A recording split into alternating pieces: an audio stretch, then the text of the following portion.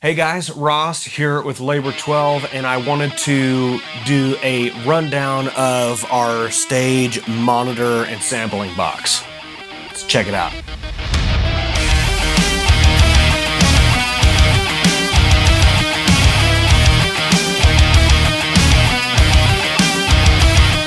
It all starts kind of with the rack case. This is a Proel. I believe it's a 14U, might be a 16. I can't remember. Knew a guy that was dumb enough to sell this along with a bunch of other stuff inside it for $100, so I didn't ask any questions. So first thing I'm gonna do, power this on here. We'll see everything kind of boot up there. I'm gonna go ahead and power up the mixer. And while the mixer's powering up, the mixer is in a gator case. So this is a Behringer X32 board. This is the compact, I believe. Says somewhere on here. Yeah, compact, up there at the top. This is a 32 channel digital mixer. And basically, you know, used to analog mixers, you had to have like 12 of these things with all of your compressors, all of your effects, everything in them. But now it's all just built in. And the cool thing about this guy is it's got motorized faders. So if I, jump through here, you can see some of the different ways this is all set up and they move.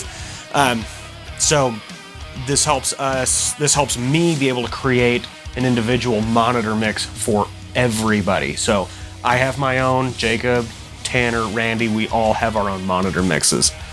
And so really convenient. These boards they're Midas designed, so they've got pretty much the same guts as a Midas board. I'm sure somebody in the comments will try to set me on fire for saying that, but it's the truth, whether they like it or not. So yeah, I've got it in a gator case that's built specifically for it. This case doesn't have a doghouse on it, but I'm not leaving any cables plugged in, so it wasn't really a big deal. And so we'll just start kind of at the top and work our way down. So at the top, I've got this, I believe this is a Furman, PL Plus power conditioner. Shows you line voltage. You can, of course, the lights are burned out. It does have lights in it that, shine down, kind of help you see what's going on in the rack. But I think this has eight or 10 spots in the back. So everything in this rack, you just power this on, it powers everything up. So next in line, we've got these Shure PSM 300 transmitters. And this is for Jacob and our in-ear wirelesses. And basically, if you're gonna go with in-ear monitors, if you're not stationary, wireless is really the way to go. And these are kind of the entry-level stereo units. There are some out there that are a lot cheaper, but those things are hot garbage. And like you can get like a 4-pack for $250. Don't waste your time with it. Just don't waste your time. From there, I've got this Motu Ultralight MK4. This hooks into my laptop, and this is where when we're running our samples, I'm running Logic on the laptop. It comes through here and breaks out into 2 sample lines, an effects return line, and our 2 metronome inputs. And so we've got that. We've got a router in here. I haven't used this in a while. It's just built in there because this can be connected to a wireless router and run with an iPad or an iPhone. So pretty convenient. The next thing in here is the drawer of doom. I just called it that because there's a lot of stuff in here. This is where we keep our microphones. So I'm singing on an Audix. I think it's a VX5. Jacob is on this, an SE, the Miles Kennedy model. And then we've got a couple of DI boxes in here if we need them, some extra cables. And then we've got these guys here. There's 2 of these. I'm not going to get both of them out because it's pointless. But this is the receiver for the Shure wireless. This one's mine. And basically this is just plug your headphones into it, and you're good to go. The reason we went with the Shure's, this is the P3RA. This one's a little more expensive. I think you can get a P3R. That one's made out of plastic, and this one is made out of metal, so it's a lot more robust. Additionally, you can buy a battery pack that goes in here. Instead of using AA's, you can buy a rechargeable battery pack that will last longer, and the P3R doesn't take that, so I opted for that just in case we needed it. If you look here, this has a scan button, so you can, whatever venue you're at, you can go and either you can look up what frequency range is going to work and then do a small scan, or you can do a full scan, and this will just scan the radio waves and make sure that it finds a channel that is not going to be interfering with you. So definitely a good way to go. That's something that cheaper units do not offer, so highly recommend that. This is a Levi's belt pack. I use this for this guy because I have just enough back fat rolling over my belt that I can turn my volume off mid-set. Not fun. So this, I can put this in upside down, and it saves me some hassle. So that is the Shure wireless unit and the Drawer of Doom. So as you can see, takes some skill closing that down. So the next thing we have in here, I'm actually going to go out of order here because it'll make sense in a minute. So these are Behringer MS800 microphone splitters, and so what we do is we run all of our inputs into this and this, and what this does, it sends out two signals. So one mic in, two signals out, and one of them, basically one set of signals runs through these cables into this guy, which I'll get to in a minute. The other set runs to this guy, which is just it's an ART patch board. It's just a straight pass-through XLR, and I went with this because it made it easier to send out signals to front of house. Used to, what we did is we just had these fantail snakes just running out. When you're a small band, time is everything, especially in set changeovers. So I went with two more sets of these fantail snakes, and they just run straight from the back of these into the back of this, and then our front of house can just plug their microphone cables straight in. And I've got it all labeled so that they should be able to figure most of it out. Guitars and vocals, sometimes there's some questions on it, but just try to make this as easy as possible, because if you can make the sound guy happy, then you don't have to worry about anything for the rest of the night. So on the bottom side here, where this is all tying into our monitor system, this is the Behringer S16 digital snake. This thing's super dope. I used to have a stage snake, and if you don't know what that is, basically it's a box with a bunch of XLRs on one end that you plug all your microphones into, and then you run this big freaking heavy cable all the way to the other end, and it's got the corresponding amount of plugs on the other end that you go into the mixer. I think my stage snake weighed somewhere around 50 pounds. So, not fun.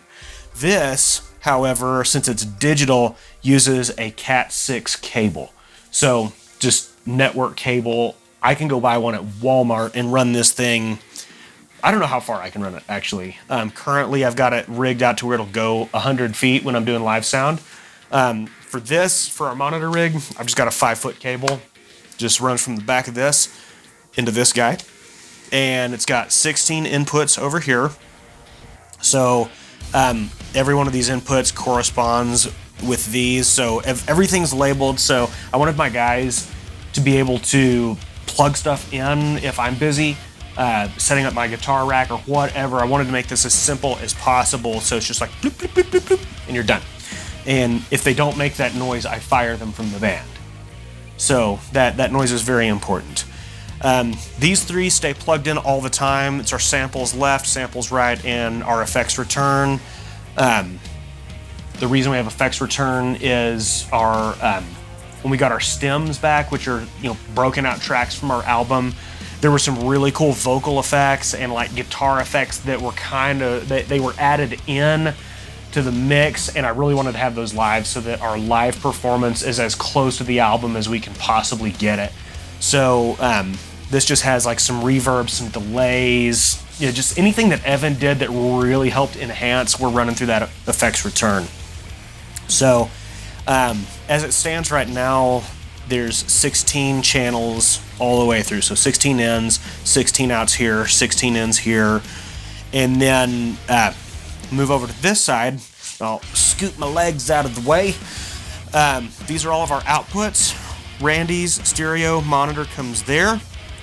Mine come out these two. Jacob's come out these two. And then Tanner, he's still mono. And I'll get to his unit here in a second. But he comes out 7, and he's got 8 that'll match. So I've already got it preset. That way when he gets a stereo set up, we're good to go. So let me show you real quick a good entry-level monitor system. So this is XII, XVIV, I don't know how you pronounce it. Doesn't really matter. You can find these things on Amazon, I think. I paid like $250 maybe. I can't remember. We bought these over 2 years ago. They've held up pretty well. This is a metal body pack, and this is it's a mono unit. So basically, you can see these things are tiny, but this plugs in right here for Tanner, and then this is his belt pack. And we got out of these because we really like having stereo in our in-ears. It makes it, once you try stereo monitors, you won't go back to mono unless you absolutely have to. But these don't come with earbuds, so you will have to buy the actual earbud monitors for them. But these run at a 2.4 gigahertz, so they're legal in all countries, and it runs in Wi-Fi bandwidth. So that is one of the advantages of these. Downsides, on mine, the headphone jack's gotten kind of janky, and they're internal batteries. So you have to use it comes with a split cable that goes micro USB, and you have to charge it for a little while, but these things supposed to last 3.5 hours. I've never tested that. I don't like living on the edge of a dead battery when I'm in the middle of a show. But one of the other reasons that we decided to go with these Shure wireless units over these is that we were having issues with our wireless guitar units. So Jacob and I both play on the Line 6 G50s, the relays, and both of those operate in the 2.4 gigahertz bandwidth. And we just had issues with these, crossing over. So we were using 3 of these, 2 of the wirelesses, and it was just too much within, what limited bandwidth these guys get. So I can't remember if the guitars were causing issues with these or if it was the other way around, but either way, it's still not a good problem to have. So if you're running a cabled guitar, you could probably get away with these. If you're using the XIV guitar units, it might work, but I'm not that good of a gambler, so I don't like taking the risk. We went with these because these run in like the 488 to 512 megahertz. And so these are in a much lower part of the frequency spectrum. These are actually like UHF. I think they're UHF frequencies. Definitely higher than VHF. So not to be confused with the Weird Al movie. But yeah, so we moved over to these, and with only one of these getting used, we're not having any trouble with our wireless setups. But hopefully we'll have 4 of these in the rack before too long, and then it won't be a problem. But good entry-level stuff. Their guitar wireless units, I would stay away from them. They're not very good. But for what these are, they're really good. You might want to get an XLR cable and kind of run this out to wherever you are on stage, because this normally sits on stage right, or if you're looking at the stage, house left. My guitar, this, and then Tanner's stuff, and Jacob's on the other side, and Jacob had a lot of trouble with losing signal on these, so we would just run a microphone cable over to his side, drape this over, and pretty much took care of all the problems. So I think that just about does it. I'm not going to go into any details on this, on the X32, because there are a million YouTube videos, and frankly, if you're just getting started, what I would do if I were you is I would find a monitor engineer or a live sound engineer that can help you set up your monitors, because once they're set, aside from small tweaks, you should never have to change them again. So find somebody that can help you set these up, but you can buy a rack-mounted version of this. It doesn't have the faders. I do live sound along with being in Labor 12, so it was really advantageous for me to have the fader board and all that. And actually, I have another extension board I could put on this, but I think that's pretty much it in a nutshell. A lot of bands are going to wireless in-ear stuff, so thought I would give you guys a breakdown on how ours is set up and how we've got it rigged. And if you've got any questions, leave them in the comments. Hit us up on Facebook. Follow us on Facebook, Instagram, Twitter, TikTok, Spotify. Add us to your playlist. Actually got the metrics today, and we were the top artist on 13 accounts. So it would have been really cool if it was 12 accounts, because we're not Labor 13. But I digress. So yeah, anyway, hit us up on any of our socials. Go to our website. You can submit questions there, although social media is going to be better. But if we can answer quickly, we will. What I mean quickly, if we can just type out an answer pretty quick, we'll do it there. If it's a little more involved and it's worth it for us to do, we might actually shoot a video to answer your questions. So yeah, I think that just about does it. This is our monitor rig. And again, I'm Ross with Labor 12. We hope to see you guys soon. Peace out.